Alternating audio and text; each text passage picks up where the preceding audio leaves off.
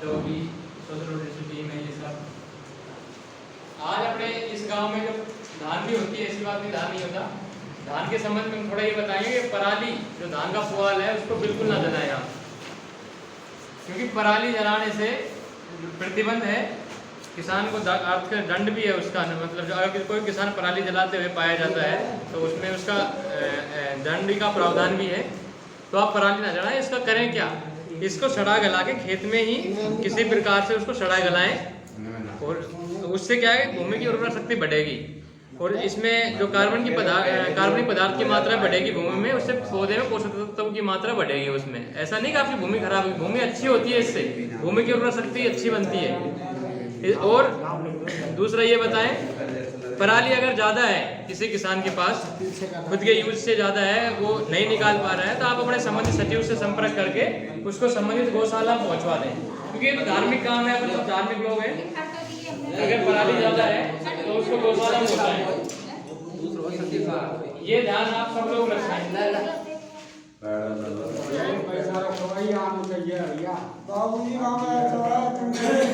बताओ बताओ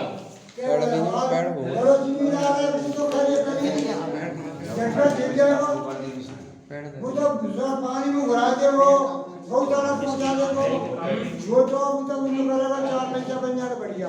ऐसा है, अगर आप पे बिकती है तो आप बेच लो पराली को, ये तो कहना चाह रहे हो ना, कोई दिक्कत नहीं है। हमने सिर्फ आंच लगाने के लिए मना किया, आंच नहीं लगानी।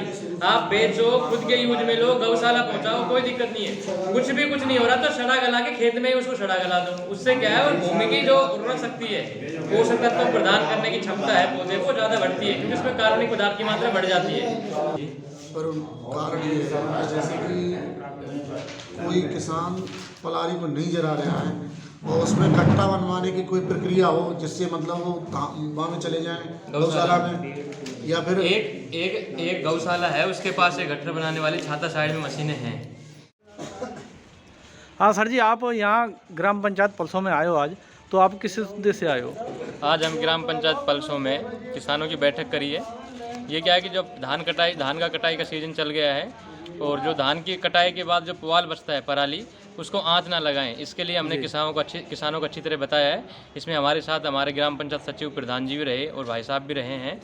किसानों को अच्छी तरह बताया कि सड़ा गला के उसको अपने खेत में ही सड़ा गलाएं, जिससे खेत की जो उर्वरा शक्ति है वो बढ़े और जीवांश और कार्बनिक पदार्थ की मात्रा उससे बढ़ेगी।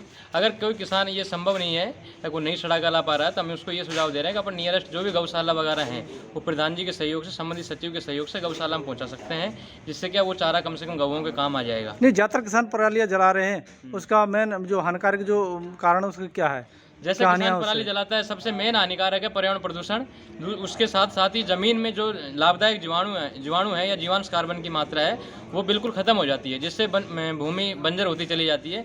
क्योंकि किसी भी प्रकार का पोषक तत्व लेने के लिए पौधे को उसमें कार्बनिक पदार्थ की मात्रा होना और लाभदायक जीवाणु होने की बहुत ज़्यादा आवश्यकता है। क्योंकि अगर आप नाइट्रोजन भी डालेंगे तो बिना जीवाणु, नाइट्रोजन जब यूरिया हम डालते हैं तो बिना जीवाणु डायरेक्ट पौधा उसको नहीं लेता है। वो लाभदायक जीवाणु भी जब हम आँच लगाएंगे तो जल जाएंगे तो हमारी भूमि ऑटोमेटिक बंजर हो जाएगी। इसलिए किसानों को हमने ये सुझाव दिया है कि आँच तो बिल्कुल कतई ना लगाएं। नहीं, अगर वो बाजी में लगाता है तो उसके लिए कुछ दंड का प्रावधान है? अगर वो आँच लगाते हैं, इतना समझाने और इसके बाद भी अगर आँच लगाते हैं तो किसान को अर्थदंड का प्रावधान भी है। अगर वो पकड़ा गया किसान तो 1 एकड़ तक अगर वो आँच लगाता है तो 2000 रुपये, 1 एकड़ से लेकर और 5 एकड़ तक वो आँच लगाता है तो 5000 रुपये, और इससे अधिक वो आँच लगाता है तो 15000 रुपये का जुर्माना है। अगर वो बार बार इसकी पुनरावृत्ति करता है तो और भी ज़्यादा जुर्माने की व्यवस्था है गवर्नमेंट के पास।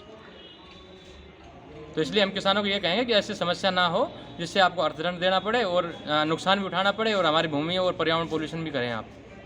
ओके सर, बहुत बहुत धन्यवाद।